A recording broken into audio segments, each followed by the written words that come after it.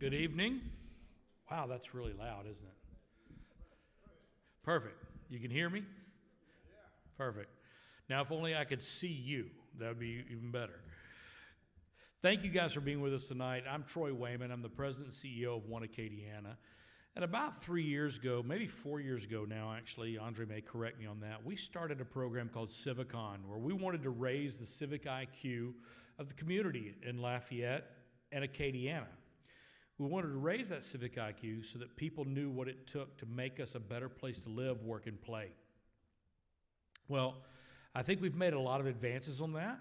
We've had a number of these CivicCon events, and I think we've done a good job of raising that civic IQ. Well, one of the key pieces to that is education. And so tonight we're very excited about this CivicCon to talk about the state of education in Louisiana. So we have a very special guest with us tonight. Andre Bro is going to introduce Dr. Brumley in a little bit. But I want to thank our sponsors. Our sponsors for tonight love our schools. I see Millicent Nugent in the audience. Millicent, thank you. Love our schools, a vision that Dr. Schumacher had several years ago, and he brought a lot of people with him. You got a lot of people on board, Dr. Schumacher, and we greatly appreciate that because you've had a tremendous impact on the state of education in our region. Not just Lafayette, but in Acadiana, and we greatly appreciate that. Erica Ray is here as well. Erica, thank you for being here. We greatly appreciate you as heading up the Schumacher Family Foundation, and that means a lot to us here at One Acadiana, so thank you for being here as well. Ochsner Lafayette General, Al Patan. Al is our incoming chairman and for our board of directors, and we're greatly appreciative of that, but we're also greatly appreciative of the support that they show for not only education, but for Acadiana as a whole across the entire region. Thank you for being here, and thank you for your support, Al. We appreciate that a great deal. We also have a few special guests with us tonight. We have Representative Troy Hebert. Thank you for being here. We greatly appreciate you being here and hearing what Dr. Brumley has to say. I think that says a lot about your commitment to leadership because you had a few sessions you had to get through before you showed up here. So we appreciate that. Just three, that's all. We also have Bessie member Kevin Birkin here. Kevin, thank you very much for being here. We greatly appreciate your presence, and that means a lot to us here in Acadiana. Superintendent Francis Touchette, thank you so much for being here. You've been a great leader for our community and for our public school system here in Lafayette. We appreciate you showing up and being here with us tonight. We have three of our school board members with us here. Well, actually, I'm sorry, two of our school board members with us. Hannah Smith Mason. Where's Hannah? I know she's being shy. She's not waving. She was here earlier. I know. Oh, you know what? She actually had an ACA board meeting she had to attend, and then she's coming in here. So she's been here all afternoon. She'll be back. She'll be down here in a few minutes. And then we have Roddy Bergeron. Roddy, thank you so much for being here, and thank you for your service to the school board. We greatly appreciate that. So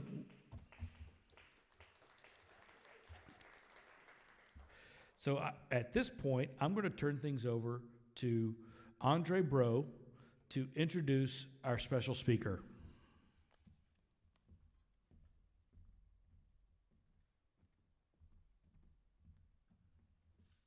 Thank you, Troy, and good evening. Tonight's event is a special glimpse into how Louisiana continues to push forward for a better educational system across our state. Recent legislation from the 2024 legislative session, in addition to initiatives spearheaded through the Louisiana Department of Education and increased community support for our schools, can all be keys to success in continuing to raise our overall rankings in K-12 education. And we should be proud of the recent gains Louisiana has made from 49th to 40th as a state. Round of applause for that. Dr. Brumley joins us this evening from Baton Rouge. He is a product of Louisiana schools, and he has invested his career into improving the lives of students, serving Louisiana as a teacher, coach, school leader, and school system leader. He was appointed Louisiana State Superintendent in May of 2020 during the height of the global pandemic. Under his bold leadership, Louisiana pressed on to safely reopen schools, accelerate academic recovery, and expand educational freedom. Prior to joining the Louisiana Department of Education, Dr. Brumley served as superintendent of Jefferson Parish School System, the largest school system in our state, serving more than 51,000 students. Previously, he served as DeSoto Parish School Superintendent for 6 years. We look forward to his presentation this evening, and with that, please help me welcome to the stage Dr. Cade Brumley.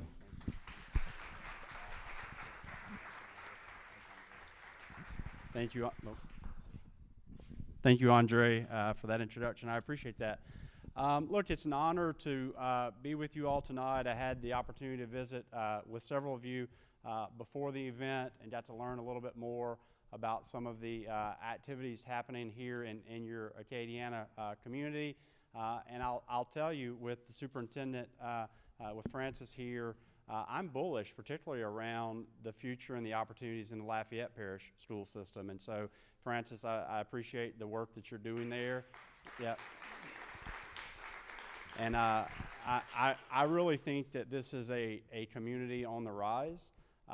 And I just really look forward to what's going to happen here over the next few years as a result, not just of the work that's happening in the system, but with all the community support that you have, One Acadiana, Kip, all the work that you're helping support with and your team. But we want to be here to push, okay? I was visiting with Kip before the event, and I said, you know, sometimes these events are hard, because I play this role where I not only have to support, but I have to push. Because I believe that while we have been able to get better results in the state of Louisiana, we're a state that is long challenged, and we certainly have a lot of runway in front of us to do better for students, families, educators, community, and the state as a whole. And so that's why I'm really thankful that Kevin Birkin, who is your elected member of our state board, is here with you. Is here with us tonight. Kevin, you make quite the impact. You're here with us tonight to be part of the conversation here. So I'll go ahead and get started, and I'll just tell you, like, frankly, I expect that some of the things that I share with you, you'll receive positively, and it will be received positively. You'll agree. You'll think that's great.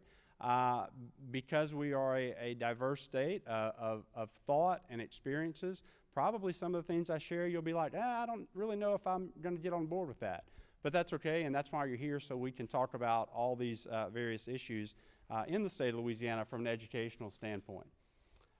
So if nothing else happens tonight, selfishly, one thing that I hope that does happen is that whenever you leave here and you're engaged with a conversation with a neighbor, with a friend, with a family member that may or may not be your friend, that if they say Louisiana is last in education, or they say Louisiana is 49th in education, you put a stop to it and you tell them, no, that's actually not true anymore. That is not a true story, and let me tell you why. We have moved up over the last few years in the national rankings, and there are really two organizations that compare the states against each other. One of those organizations is the Nation's Report Card, and the other organization is U.S. News and World Report. And so if I start with the Nation's Report Card, you can see some of the findings there. In 2019, Louisiana was ranked 46th in the country on educational outcomes. When this was released last year, we had moved up from 46th in the country to 42nd in the country. But I want to share a few things that I think are especially important. One, Louisiana led the entire country in fourth grade reading growth. There wasn't a state in the nation that had greater reading growth in the fourth grade than Louisiana. And whenever I tell you that, it's really important because I want you to know it's not just a function of the pandemic. Our students in the state of Louisiana are actually reading at a greater proficiency level after the pandemic than before the pandemic. And that's what the Nation's Report Card was able to point out. In terms of economically disadvantaged students, these are students from lower income homes. On absolute performance, not just growth, but absolute performance, Louisiana students that were economically disadvantaged moved from 42nd in the country on absolute performance to 11th in the country on absolute performance. And then, of course, the overall ranking moved from 46th to 42nd. So that's good and positive, but that's just one outlet. But if you look at U.S. News and World Report, it tracks the same way. In 2019, we were rated again 46th in the country. Last year, when our rating came out from U.S. News and World Report, we were 42nd. And this year, when they put out our report, we're 40th in the country. So you can see that we are, in terms of our rankings across the country, we're moving in the right direction. So that is good news, but I don't want you to feel like I'm here to brag about being 40th in the country. That's not true. What I am here to say is that I want to applaud our educators, parents, community members, policymakers, and most of all that for the work that they have done over the last few years to make progress. But we can't settle there. We can't be done there. And we have to also understand that this improvement isn't going to happen overnight. You're going to have highs, you're going to have lows, but what we hope ultimately over time is that we continue to move in a positive direction. And we know there'll be hills, there'll be valleys, but over time, on a pattern, we want to make sure that we're moving in a positive direction. And that's what these results indicate. Already highlighted these specific results. I think they're positive, and I'm so thankful for where we stand. Now, look, our agency, the Louisiana Department of Education, we have a number of different responsibilities. You may not know that our agency is responsible for all of the early care centers across the state of Louisiana. Those are the centers that are responsible for children birth to 4. Some of those happen in the home. Some of those happen in school systems. Some of those happen with private early care centers. You may know these as daycare centers. We prefer to call them early care and education centers. And so we have responsibility for all of those across the state of Louisiana. And then certainly we have responsibility for supporting K-12 education. Now, the overwhelming majority of the students in K-12 education in the state of Louisiana are in our traditional public school system. We also have students in our public charter portfolio. We have students that we support in non-public schools. We have students that we support that are in homeschool. And so we try to do our best with our homeschool students to try to maintain that independence that those families want and need. And so we have some level of support and or oversight over all of those different elements, and we work in concert with BESE, which is our Board of Elementary and Secondary Education, to try to have sound policy to move education forward in the state of Louisiana. We'll be rolling out very soon a set of refined priorities as an agency. And I'm thankful that our State Board of Education has partnered with us on this endeavor, because they've said from the very beginning of taking office in January that they want to make sure that there's alignment between the State Board and our agency. And that is really important, and I felt like that was a missing piece up until this particular year. And so we'll be rolling out soon a refined set of priorities, and I'm sharing these with you in the room, and those watching online. You get a sneak peek of those priorities. And so if you look on the screen with me, you can see. And they really run the gamut from early childhood all the way through high school graduation. And it begins with early childhood experiences leading to kindergarten readiness. Unfortunately, in the state of Louisiana, only about half of the students come to kindergarten on day 1 ready to be successful. They're essentially on level on day 1 of kindergarten. And so what we do as an agency is we don't determine an appropriation for early care and education. We really trust our legislature and our governor to make those determinations, and in terms of the commitment that they want to make to early care and education. And then we do our best as an agency to facilitate that program that they fund. And so one of the things that we're going to do, if we're responsible for facilitating the program that the governor and the legislature commits to from a financial standpoint, is we want to make sure that those programs are safe and we want to make sure that those programs are leading to our youngest learners being ready for kindergarten on the first day of school. And so we're committed to, through this particular priority, making sure that the early care centers across the state of Louisiana continue to receive and earn a higher rating. Because the same way in which we are responsible for providing a rating, a quality score for K-12, we also have to do that for our early care centers. And so they get a performance review. And so you can go online on our website, you can type in your address essentially, and you can look within your geographic region, and you can see the quality indicators for every early care center in the state of Louisiana and in your particular region. And so that's the first priority that we have as an agency. From that, we look at literacy. This is really important to me. I wanted to call this out from the very beginning over 4 years ago as a challenge that we face in the state of Louisiana. Our literacy levels are nowhere near where they need to be. And this isn't necessarily, or it hasn't necessarily been prior to our work, an exciting endeavor, something that has really energized the community or energized itself in schools. But I will say that I feel like with some of the policy decisions that we've made, both at the legislature and then with our state board, and then the way in which that's translated itself and transferred itself over into the schools, we have a lot of really good energy right now around literacy, particularly early literacy. And then whenever we looked at the results from the nation's report card, you can see that manifest itself into those results. In fact, when we released our state assessment results a year ago, our third graders on their state assessment grew. And that was the first time in basically 5 years that third graders had seen growth in their literacy scores. So our literacy work is the right work. I'll also share with you very candidly that much of it is modeled after some of the legislation that was passed in Mississippi almost a decade ago.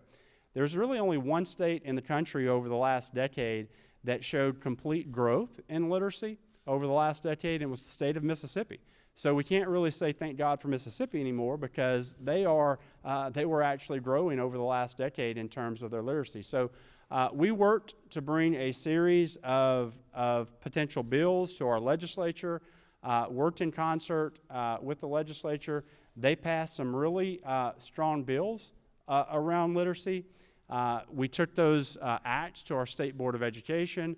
They promulgated rules around those acts, and then those went into effect into the local school systems. And the local school systems have been really great around this literacy work.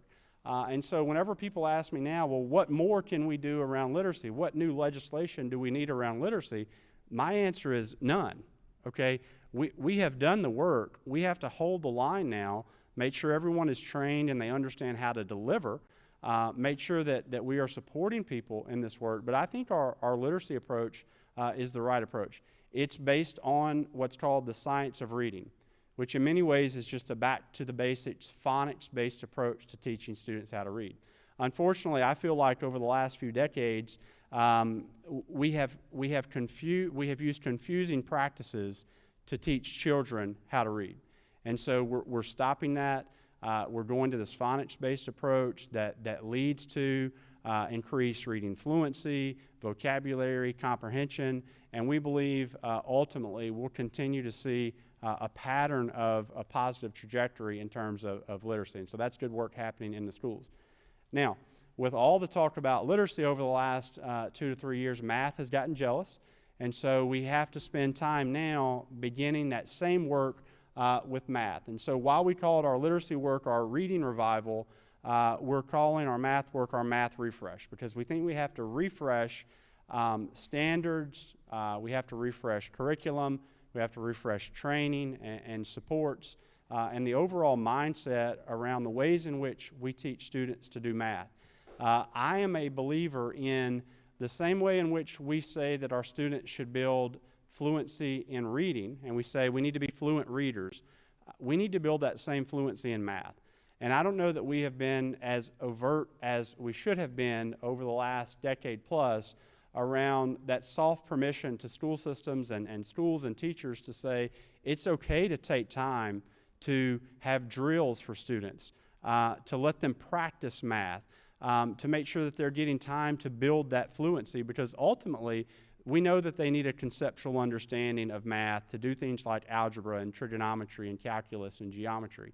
But it's going to be hard for them to get there if they don't have those foundational skills at a very early level. And I frankly don't think we've done a good job of that over the last few decades. And so we want to begin to fix that, and we want to be able to address that. And one of the ways that we're going to do that is in the same way we're going to take a look at our standards for English, the things that students have to know and be able to do. We need to do that with math too, and look at the things that we're expecting students to know and be able to do at every single grade level. And so our hope there is that if we mirror our math work after the way in which we've approached literacy, we'll see those same gains in math, because the challenge with math is that math stacks on math. And if you struggle as a second grader in math, you're going to struggle more as a third grader, and you're going to struggle more as a fourth grader, because those fault, F-A-U-L-T, those fault lines grow, and those divides grow. And a small little creek will turn into a canyon very soon in math if you don't fix those foundational issues early. And so we're very much committed to foundational math skills that lead to conceptual understanding. The next piece is a meaningful high school experience. And so that's a relative term, right? What is a meaningful high school experience? And people will view that in different ways. I can only tell you from my experience and my professional belief and my personal belief what that means to me. And what that means to me is that I think that we have to be deliberate as an educational system in the fact that students are going to graduate, let's say May 15th, and May 16th they have to be ready to do something. And so in order to do that, we need to make sure that our high schools are designed in a way in which they're ready to do that. And so for me, that means a deliberate handoff. And it could be a deliberate handoff to at least 3 different things. The first thing is a deliberate handoff to our universities. And right now, about 4/5, about 80% of students in our high schools are on that university pathway, meaning that they're taking courses in their high schools that are preparing them or are designed to prepare them for the university experience. Unfortunately, only about half of those students ever go to the university. And then unfortunately, of the half that goes, only about a half of those stay at the university after a year. So what that has created is annually thousands upon thousands of students who are preparing for university and never going to university or never staying beyond a year in university, and they haven't been trained in high school to have some type of career or trades or vocational experience. And so then what happens is the average age of a student at the community college is 27, because these students spend a period of, these young adults rather, spend a period of time in their life where they have to find out, okay, how can I make a living for the family that I have? How can I contribute to the economy? How can I have the standard of living that I like? And so there's a challenge there. So we think that we can shore up that deficit by connecting students in high school to a university. And we think we can do that through dual enrollment opportunities where they're enrolled concurrently with their high school and a college, or we can do that through advanced placement programs where students earn college credit through AP courses or IB courses, or if they score high enough on an ACT or SAT to earn college credit. And so we would like all of the students that are on that university pathway in the high school to leave their high school with some form of college credit under their belt, already paid for and under their belt, because we believe, and research will indicate, that students who are connected with a university before leaving high school are more likely to go to the university, and they're more likely to stay beyond year 1. So that's the first deliberate handoff. The second deliberate handoff is where we're really going into uncharted territory, I think, in the state of Louisiana. And this has been part of the conversation and the discussion and the angst that you may have felt even within your local communities. And I get it and I understand it. But what we want to try to make sure happens is students who are on that career and technical education path, that whenever they graduate, that they are graduating with a credential of high value, where they can leave that high school experience and go ahead and go into the workforce in an entry-level position oftentimes, but at least they have some experiences where they can do that. And so in order to do that, we need work-based learning opportunities. So our state board recently passed a policy for work-based learning, and it says that students can earn high school credit. They can actually earn a credit through a work-based learning opportunity. And that work-based opportunity looks like this. About 80% of that time is OJT, on-the-job training. So they're out, they're in the community, they're with a business, they're with industry, and they're getting some level of on-the-job training. The other 20%, roughly, is soft skills in the classroom. Because whenever I talk with business and industry leaders, one of the things they tell me is, we need students who know how to communicate, show up on time, look me in the eye, speak professionally, all these soft skills that are also important. So we believe that students that are on that career path need these work-based learning experiences, which could be internships, which could be shadowing opportunities, which could be full apprenticeships, where they're graduating high school both with their degree and as an electrician level 2 or an HVAC mechanic level 2, and they can go right into the workforce. Now, our work around career and technical education can't be solely on the school system. We can't look at our local school systems and say, you have to pull that off on your own. This is where we have commitments from organizations like the Louisiana Association of Business and Industry, LABI, the Council for a Better Louisiana Cable, C100, some of these groups, and we need those commitments here as well, because we need opportunities for students to go into the workforce, have internship opportunities, have apprenticeship opportunities. And there are barriers that we have to break down in order to make that happen. And we understand that, and we get that, and we know that that's not going to happen overnight, but our desire is, over time, more and more students who are on that career and technical education pathway would be able to have real work-based learning experiences while they're in high school and graduate with a credential of value so they can go into the workforce.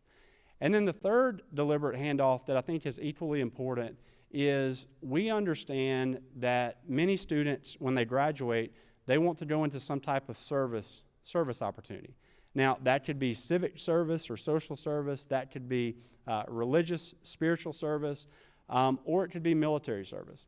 And so we want to make sure that we're building opportunities over the high school experience where students get those service opportunities so that they're in a better position to serve in the long term. And one of the ways in which we do that is through the community service endorsement that is available for high school diplomas. So any student now in the state of Louisiana, if they commit a certain amount of hours to service opportunities during their high school experience, they can earn that community service seal. And it's a particular interest to those students who, you know, they don't want to go immediately to college, or they don't want to go immediately to the workforce, but they want to go to religious service or civic service or military service. And so we want to make sure that we are elevating a student who wants to sign on the dotted line to give their life to their country. We want to make sure that we are elevating that, and that has the same value as a student who has been prepared for the university, and that the student who's on that career and technical education path and earns a credential, that has the same value as a student who has been prepared for the university. We want to equalize all of those things. So rather you're a student and you want to go immediately into the workforce, or you want to go immediately to the university, or immediately to military service, the way that we're trying to think about this is those things are equal. They're all of high value if you're prepared appropriately. So that's the way in which we're trying to re-envision the high school experience. And granted, it's not going to happen overnight.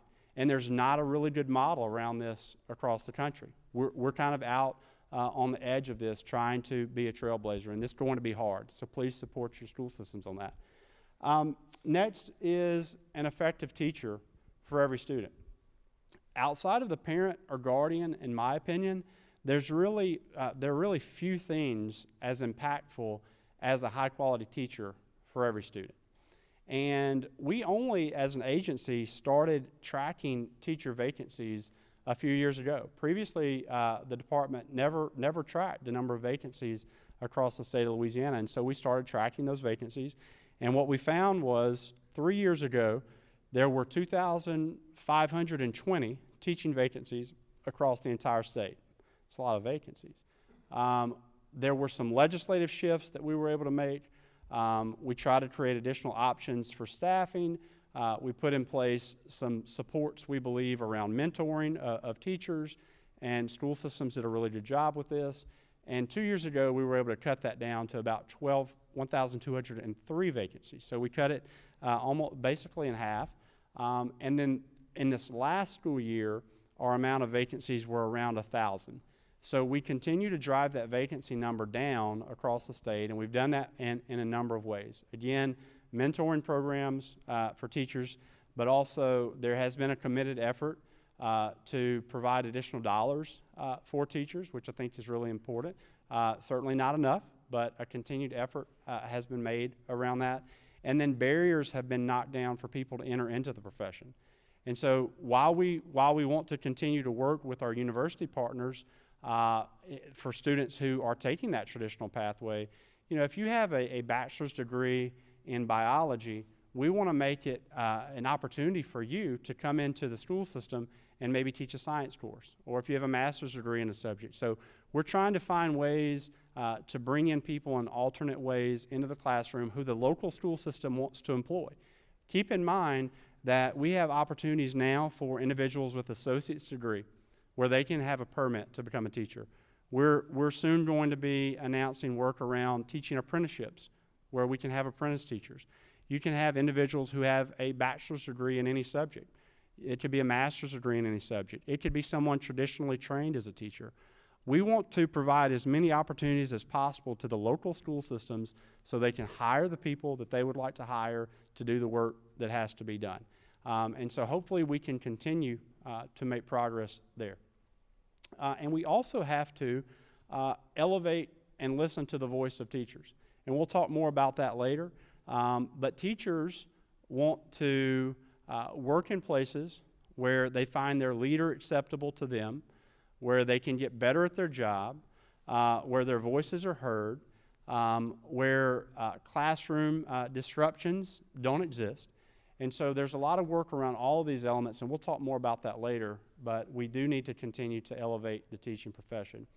And then finally, the last priority that I'll highlight, and then we'll go into some other conversation, is the work around expanding educational choice for students and families. And so I shared at the beginning with you that the overwhelming majority of students in the Louisiana school system are in those traditional neighborhood schools. And so we have to continue to work to support and improve those traditional schools. But, you know, for some families, a public charter might make sense. Or for some families, the state scholarship program might make sense. We know that the governor's signature educational priority was just signed into law. We'll talk more about that later, but that's the Educational Savings Account, or the Gator program. And so that might make sense for some families. Homeschool might make sense for some families. A non-public school might make sense. You know, Catholic education predates public education in the state of Louisiana. So we want to honor as much as possible what makes sense for the family to choose the school that makes the most sense for them. And sometimes local school systems are even trying to find ways that they can have transfer within the system to schools that make the most sense for families. So those are our priorities. The next thing I want to just talk about, I was asked to address some of the bills that were filed this last legislative session relative to education and the ones that particularly turned into acts. Look, there were over 100, I believe, education bills that were heard this last legislative session. And we have a representative here who said he's been to 3 sessions in 6 months. I've been on the job 4 years. I think I've had 16. So that math doesn't really work, but there have been a number of special sessions and regular sessions and veto sessions. And so we are very familiar with the legislative process at the Louisiana Department of Education. But if we look at this particular session that just ended, a lot happened on the education front. And I'm not sharing every single bill that didn't make it through the process. I'm not sharing every single bill that was signed by the governor, but I do want to share some of the ones that I think are worthy of discussion here today. And I'll start with Act 1. I shared with you that Governor Landry on the campaign trail signaled out very early that educational choice, educational freedom was really important to him. I think rightfully so. It's important to us as an agency. And so he proposed, through working with the legislature, the Gator Scholarship Program, which is essentially an ESA program. That bill, what that does is it will have 3 phases, and you have to begin with phase 1, and it has a certain group of students that are eligible. Once you are fully completed with all the students eligible in phase 1, you can move to phase 2. Certain groups of students are eligible in phase 2. Once you have phase 2, you can move to phase 3. These are dollars that are available in terms of scholarship dollars that are state dollars outside of the MFP that families can utilize for non-public school or tutoring services or other educational endeavors. There will be priority given to lower income families, that those families would receive a higher value of a scholarship, which I think was really important to so many people, both in the governor's office but also legislatively around this. And so this particular Gator Scholarship Program will launch in August of 2025, and it will only be available to the extent that the legislature allocates funds. So I've read a number of news articles. I had plenty of conversations with people that have said, well, this will be a runaway spending program in the state of Louisiana. And I've pointed out a number of times that the only way in which that's possible is if the legislature appropriates funding for that to happen. Because each year, this particular program is dependent upon the legislature allocating funds for those scholarships, for those families. And so that's number one, that passed. And as a matter of fact, just last week or the week before at a local non-public here in Lafayette, Lady of Fatima, we held the signing of this particular bill as well as others. And the governor was very enthusiastic about this particular piece of legislation, and we are too, because it expands opportunities for families. The next is Act 771. We were really excited about this the whole way through. I know Mr. Birkin is really excited about this. This is the tutoring effort. We're trying to be the first state in the country to take tutoring to scale. There is a growing body of research available, and it very clearly shares that for students who are struggling, if you can put them in a small group setting with a high-quality instructor, tutor, and you can make sure they have a high-quality resource, and you give them the right dosage. I'm not a doctor like Kip, but for me, dosage is the amount of time in which they have to receive tutoring. If you can get them all of those things, then you can see fairly rapid academic improvement. So this particular bill, which is now Act 71, is the High Dosage Tutoring Act. And so it says that for elementary students, basically K-5, that aren't at that proficient level in reading and math, that they have to receive high dosage tutoring over the course of every week for a certain amount of weeks to see if we can't rapidly get them where they need to be. And I'm really thankful for the legislature here, because not only did they pass this particular bill and it was signed, but we consistently advocated for $30 million to help support this particular effort. And that $30 million will be block grant out to local school systems to help support them with this effort. And they'll use a menu of options. You know, they may want to contract with individuals to be tutors. They may want to work with their local university and hire skilled college students. They may want to use online programs. They may want to use a tutoring vendor. Or they may want to use their teachers that they already have in their school building. But they can work that out in the way that makes the most sense for them. And I know, again, this will be a lift, but we do think that this is really important and holds a lot of promise. One other thing about tutoring is I want to call out Act 649, which is the Steve Carter program. So we want to be the place that the state that not only during the day is there a tutoring option for students, but they have the option in the afternoons and evenings and weekends as well. And so the Steve Carter tutoring option is a program where there is basically a $1,500 voucher for families to be able to use and receive private tutoring for their child at approved vendors. And we have a listing of approved vendors that can supply that tutoring. They have to go through training in the science of reading, so we have some form of quality control.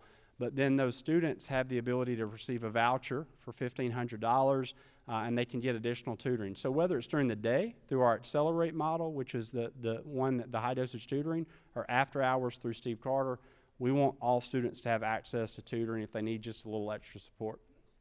I'll go back to Act 650, which is our math screener.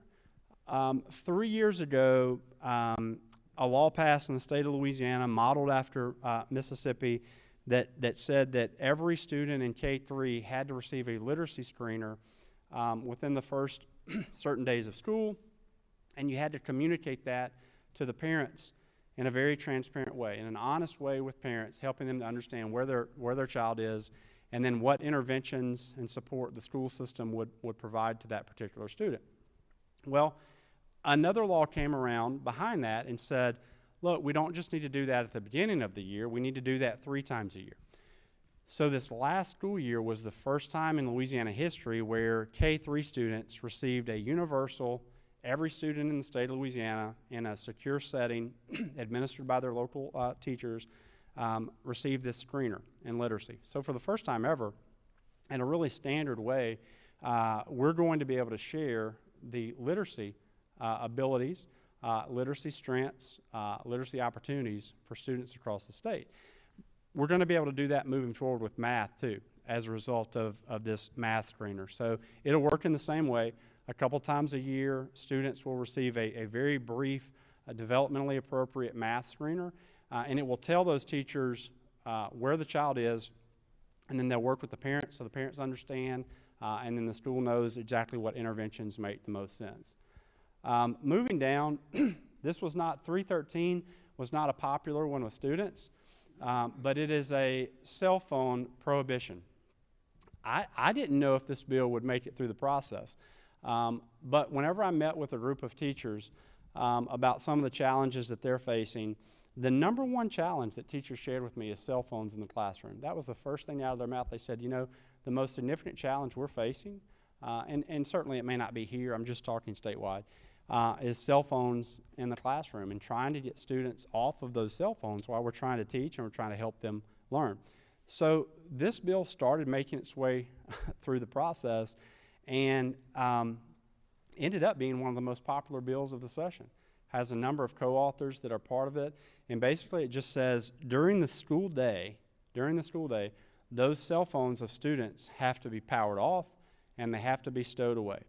I think that alleviated some of the concerns of parents around wanting to make sure that their child had their phone for safety reasons, but it just says powered off and stowed away. So I'm hoping that schools across the state think thoughtfully about implementation of this in a way that makes the most sense so that the cell phones aren't a distraction to the students and the teachers, and that it really, I think it has a really good opportunity to not just help students socially to disconnect from that for a while, but academically as well. 400 is student removal from school, and 337 is student removal from classrooms. This is part of our letting teachers teach work. The student removal from classrooms has to do with this concept of not blaming teachers but trusting teachers. And if they have a student that is habitually not meeting expectations, that student has to be removed from that classroom. And then the other bill has to do with if a student is suspended for a number of times on that, after 3 suspensions, if they're, whenever they're suspended, they have to be expelled from school. That doesn't mean expelled to home.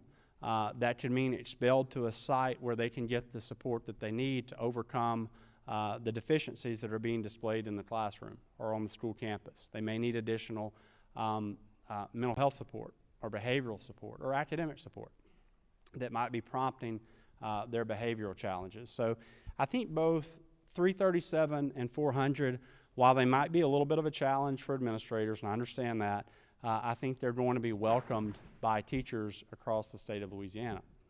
And then finally, not an act, but teacher compensation. We had asked our state board to support the concept of a $2,000 stipend that had been proposed by the governor for every teacher in the state. Our board decided to do a resolution to the legislature. Our legislature ended up passing this, again, one-time stipend so that teachers will essentially across the board get a $2,000 stipend this upcoming year.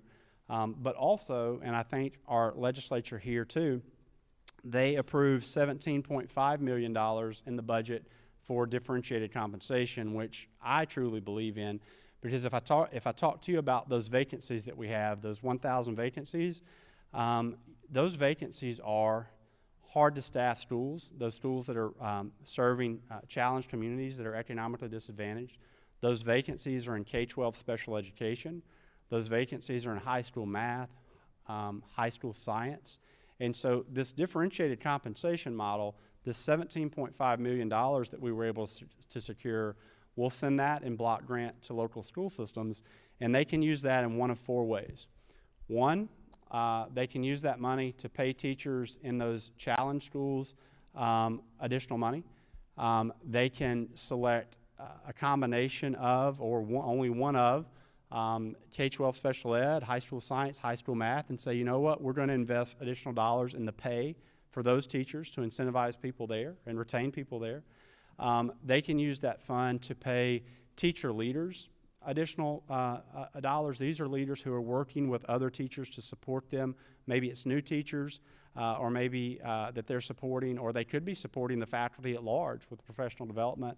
And then the other opportunity on the differentiated pay is performance pay. So teachers who are really knocking it out of the park with student results would have the opportunity to earn additional compensation as well. So you have a combination of funding out of the legislature this year for teachers of $2,000 across the board stipends, and then this additional $17.5 million that will block grant out to school systems, and they can make their own determination around those four areas of where to use those dollars. One thing that I didn't include here that you've probably heard about most recently in the newspaper is the 10 Commandment bill. I've certainly heard about it. So there are, Louisiana is the first state in the country to pass a law that says that every public school classroom in the state of Louisiana has to display the 10 Commandments in the classroom. There's not much I can say about this right now because I was just sued by the ACLU over this law, but I will say that the law itself says that it is basically looking back at the foundations of the country and appreciating the fact that the 10 Commandments were an important part and component of the history and the foundation of the country. And so the statement that I've given to Fox News and Bloomberg and CNN has all been the same, and it's basically been that our legislature overwhelmingly passed this bill. Our governor enthusiastically signed this bill. In my role, I look forward to implementing the bill, and that means making sure that it's implemented and also defending Louisiana's sovereign interest to determine what the legislature and the state board and local school systems believe to be appropriate content for the classrooms in the state of Louisiana. So can't really say more than that, but I know that you've probably read or seen on TV a lot about that one, so it felt like I would be not authentic if I didn't at least mention it here today. Now, one of the other things that has gotten a lot of consideration, it's made me really popular with local school superintendents and school boards, is the changes to the accountability system. I say that jokingly, but this is a hard conversation. It really is. There are a few things in my role and as a state board member that are really hard. One is school closure, when you're having to make decisions on school closure. And in December, we closed a couple of charter schools. That's always hard. And the other is accountability, because this is the way in which you're going to score local school systems and schools. And this goes back to the tough role that I have, which is this place, and it's this place of how do you support, but at the same time set a higher expectation. You know, people can judge the way in which we've done that, and I understand that, I appreciate that, that's part of the process. but our board did just unanimously approve a new accountability system, the way in which we'll grade local schools and school systems. So I'm thankful that that is beyond us, and I think it's a good system. So whenever we thought about accountability systems, and you know, your local schools and school systems, they did a school or a district performance score, and they did a corresponding letter grade. Whenever we think about those systems, for me, it really came down to two things that should happen with the accountability system. One is, I think it has to drive academic outcomes that you want, has to incentivize the things that you want to happen in local schools. It has to put priority on the decisions that you want to see made. And the other thing that it has to do is, I think it has to be a simple, transparent, honest check of school and school system quality for local communities. Hard thing to do. I get it. It's a very challenging thing, and we've spent really about 3 years on this conversation. So whenever our team was working with our board leadership on working through this revised formula, these are really the three drivers that we wanted to think about. First is, we wanted to set a higher expectation. We really wanted to do that. We wanted to be simple and transparent, and we wanted to focus on the new shared definition of what it means to be career and college ready. That's a shared definition between the State Board of Education and the Board of Regents, which oversees higher education in the state.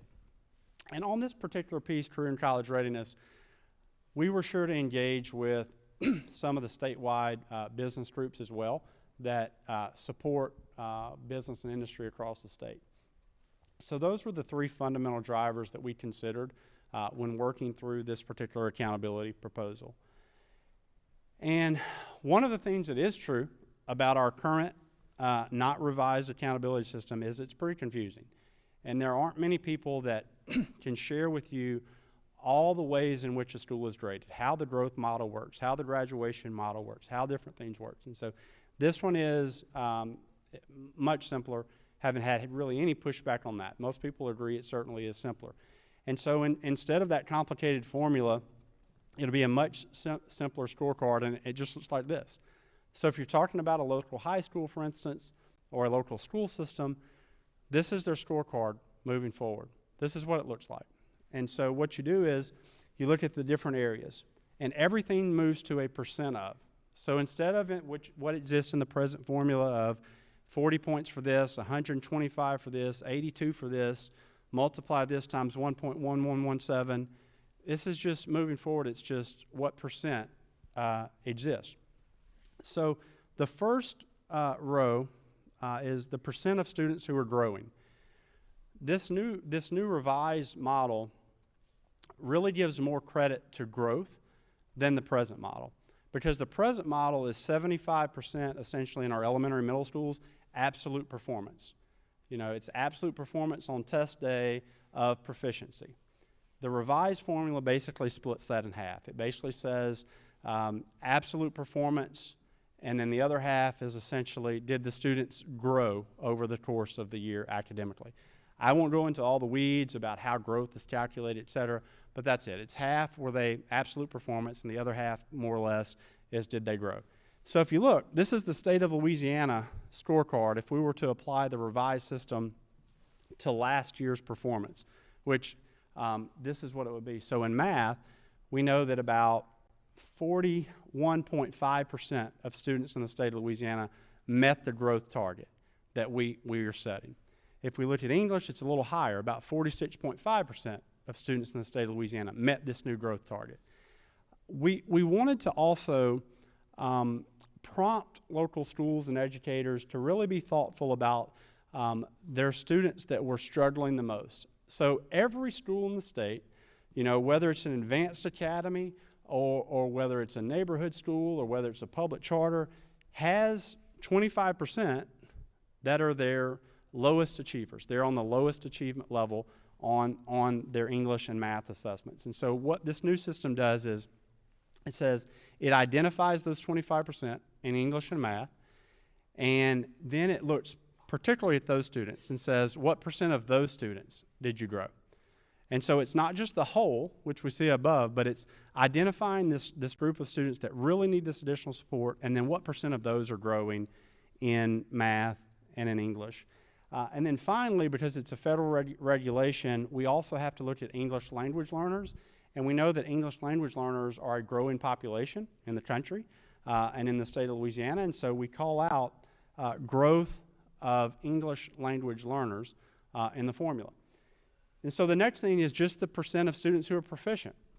What students have exhibited mastery in their content, because our state board had previously identified proficiency as mastery. Students have mastered the content in a particular subject.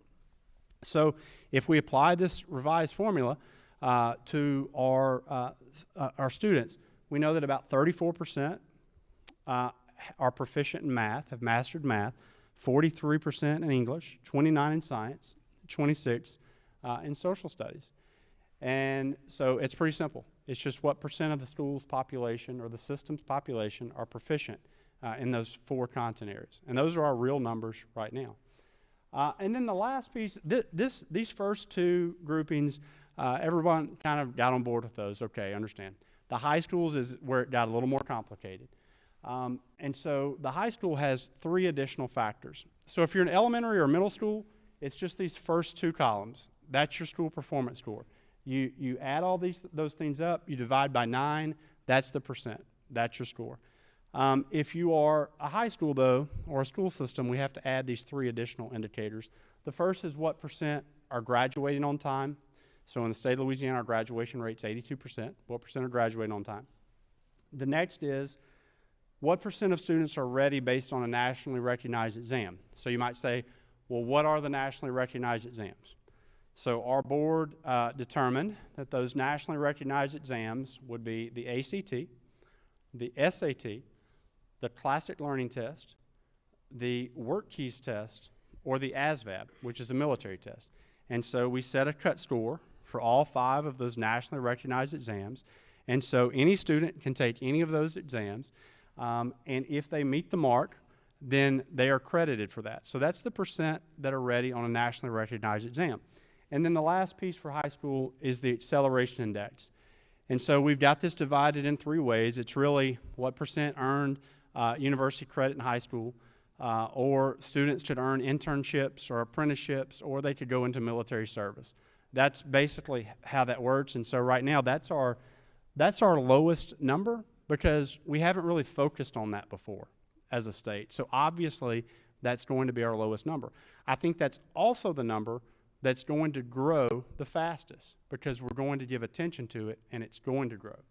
So if you are a high school, or if you're a school system, you take all of these, and you add them up, you divide them, and that gives you your school score or your district score. That's accountability.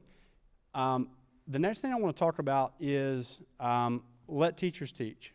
So in the governor's inaugural address, he said, one of the things I want to do is let teachers teach. I ripped off his slogan, and I formed a Let Teachers Teach work group. And so we brought together about 30 educators from across the state, teachers, some of our principals of the year. We had a superintendent on there. We had a legislator on there. We had a state board member on there. And we really talked over a couple of months about ways in which we could improve the teaching profession. And I told them from the beginning, I'm not just doing this as a check-the-box activity. I'm not just doing this to say that I did it. I want us to truly come out of here with a set of recommendations and solutions that could be implemented to make the life of a teacher just a little bit easier. Because I often hear from teachers, is there anything that you can do just to make my life a little bit easier? And so I think that these recommendations answer that with yes. Now, this is going to take work from our legislature. It's going to take work from state board. It might take work from school systems or principals.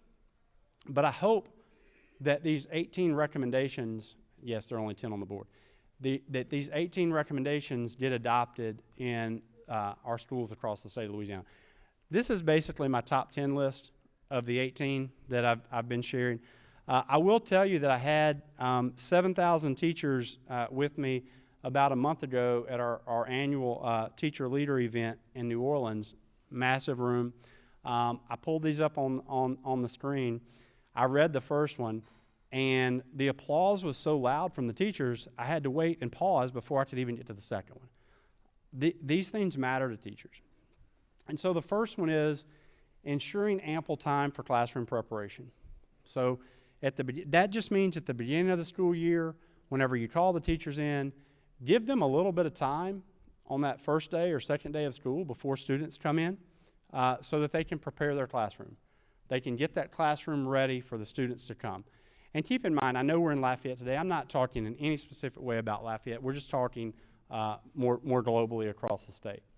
But just giving them a little bit of extra time so that they can prepare their classroom. Seems pretty simple to me. The next is our legislature, all in good intent. Every bill was in good intent. But over the course of time, they have created legislation that has required all of these excessive and additional trainings for teachers. Training this, training that. Most of it's not even academic. And so what this group recommended, and our recommendation is, to move those mandated trainings to a cycle. You know, let's take an extreme example, bicycle safety. I'm not suggesting that any teacher doesn't need to know bicycle safety.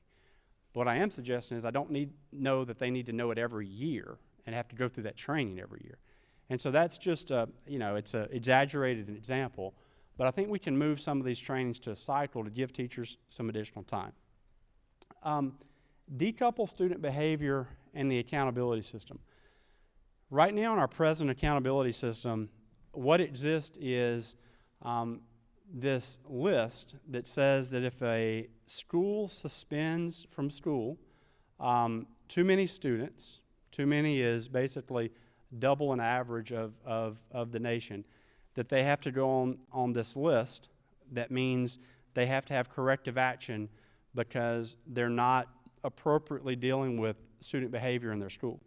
Now, that was probably well-intentioned too, but over time what has developed in our state is a fear from teachers and a fear from principals that if they address the student behavior and if they notify the principal of some particular behavior, that's going to prompt their school to go on a naughty list.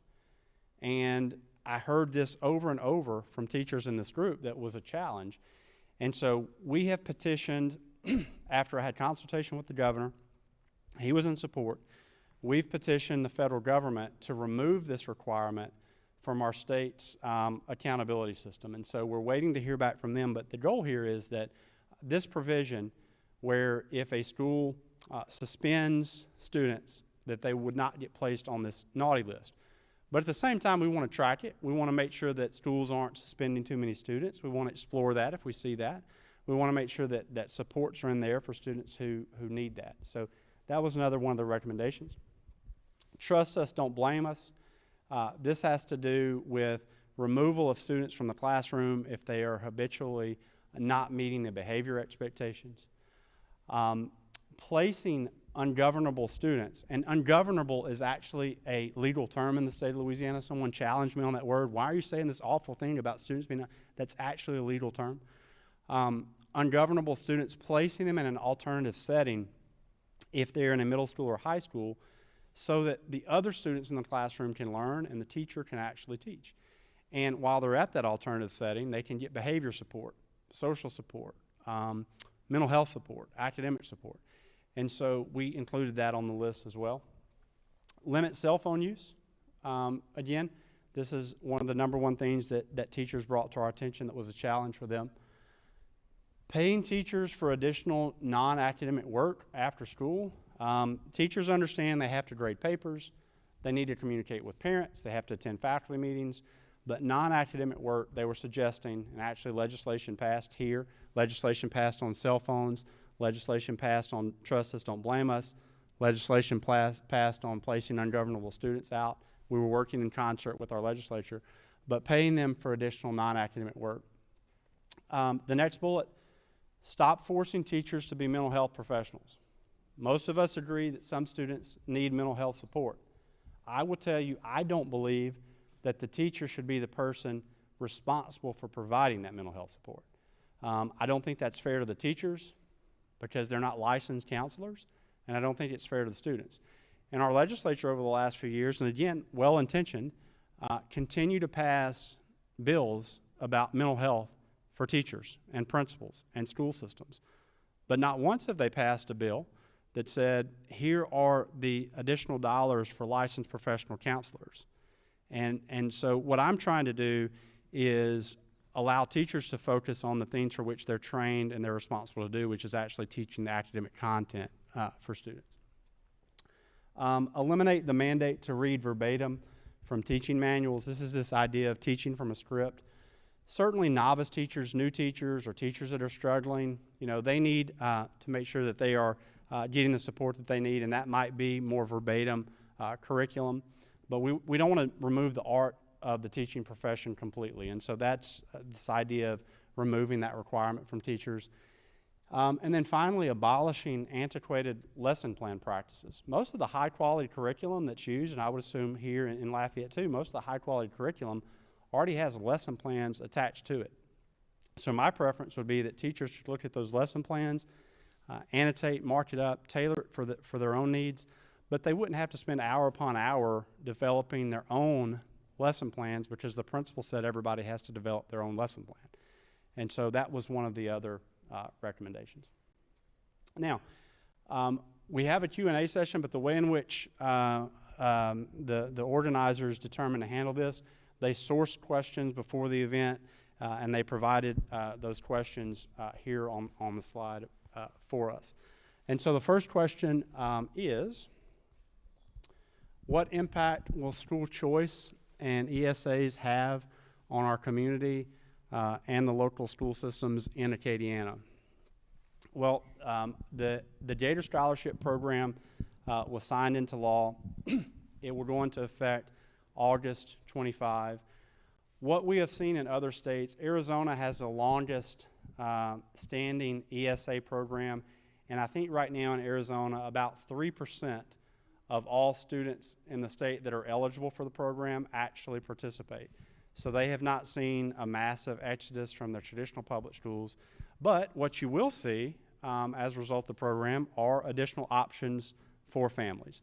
I think that I think wisely here within the school system here, I'm appreciating that the school system here is saying, bring on the competition.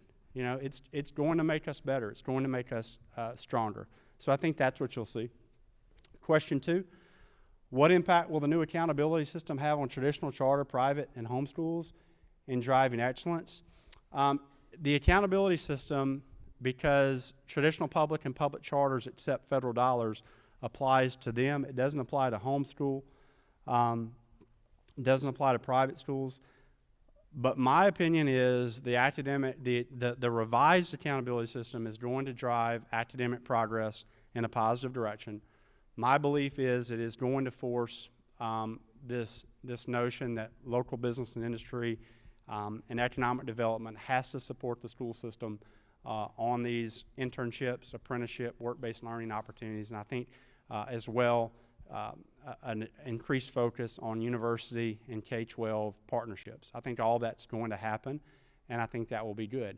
But I will beg of you as a local community to support your schools and your school system through this change, because there will be new scoring, there will be new letter grades, and just keep in mind that initially that new grade, that new letter grade, potentially, is a result of a change in formula. And so they will improve over time, but I'm just asking you as a community to support them through that process.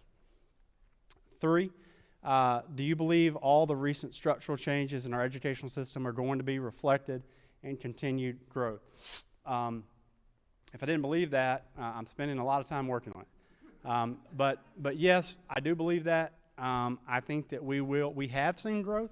I think we'll continue to see that growth, but I don't know that it will be even. I just think over time we'll see that pattern of growth moving in the right direction. 4, How can we attract and retain good teachers? This is an outstanding question. We are seeing teaching vacancies go down, contrary to what some groups may say. We are seeing teaching vacancies go down. That's a good thing.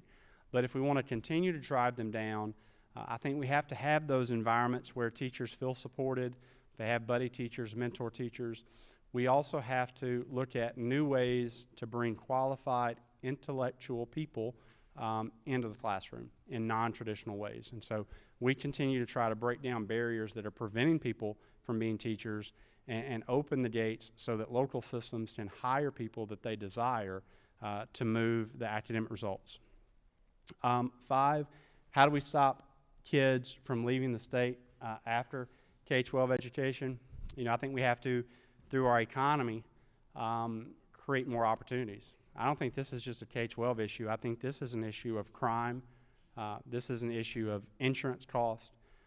This is an issue of health care.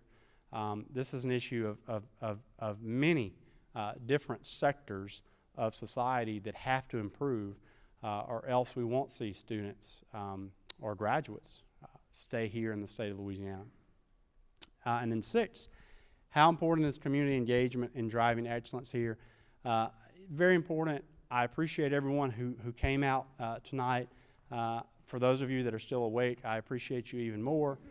And I just want you to know that I am sincere whenever I say that I believe that this school system will continue to improve.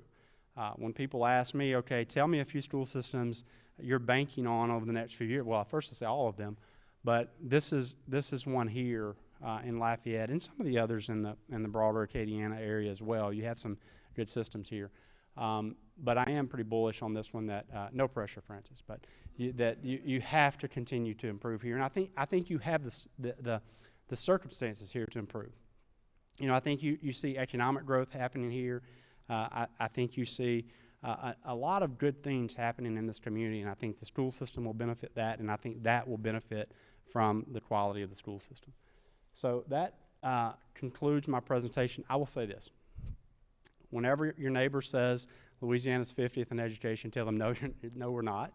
And know that this is a really hard work that educators are doing every single day. Give them grace, give them support, but also give them a push, because little Johnny is going to be John one day, and we need John to be a productive member of our society.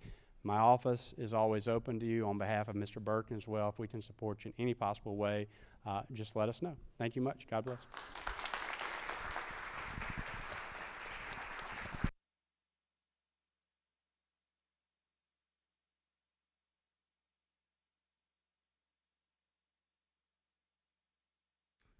Thank you, Dr. Brumley. Whoa.